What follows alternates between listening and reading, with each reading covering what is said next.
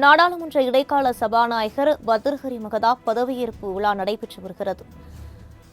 குடியரசுத் தலைவர் திரௌபதி முர்மு பதவி பிரமாணம் செய்து வைத்தார். இது தொடர்பான கூடுதல் விவரங்களை வழங்குவதற்காக செய்தியாளர் நந்தினி இணைப்பில் இருக்கிறார். வணக்கம் நந்தினி, விவரங்களை பதிவு பண்ணலாம்.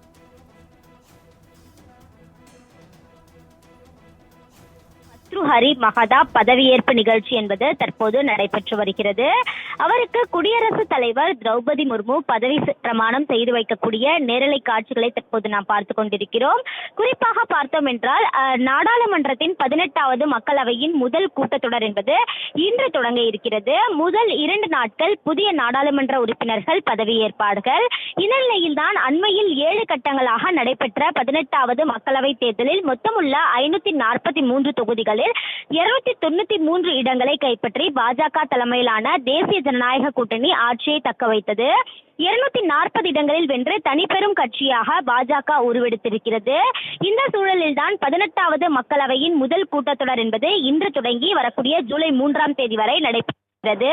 இந்த நிலையில்தான் பார்த்தோம் என்றால் அதற்கு முன்னதாக இடைக்கால சபாநாயகர் பதவியேற்பு விழா என்பது தற்போது நடைபெற்று வருகிறது. குடியரசுத் தலைவர் திரௌபதி முர்மு இடைக்கால சபாநாயகருக்கு பதவி பிரமாணம் செய்து வைத்து வரக்கூடிய நேரலை காட்சிகளை தற்போது நாம் பார்த்துக் கொண்டிருக்கிறோம். அதன் தொடர்ச்சியாக அவர் புதிதாக பொறுப்பேற்கக்கூடிய நாடாளுமன்ற உறுப்பினர்களுக்கு பதவி பிரமாணம் செய்து வைப்பார். இந்த நிலையில்தான் அதன் பின்பாக சபாநாயகர் தேர்தல் என்பது நடைபெறும். அந்த தேர்தலில் வெற்றி பெற்றவர் சபாநாயகராக தேர்ந்தெடுக்கப்படுவார்.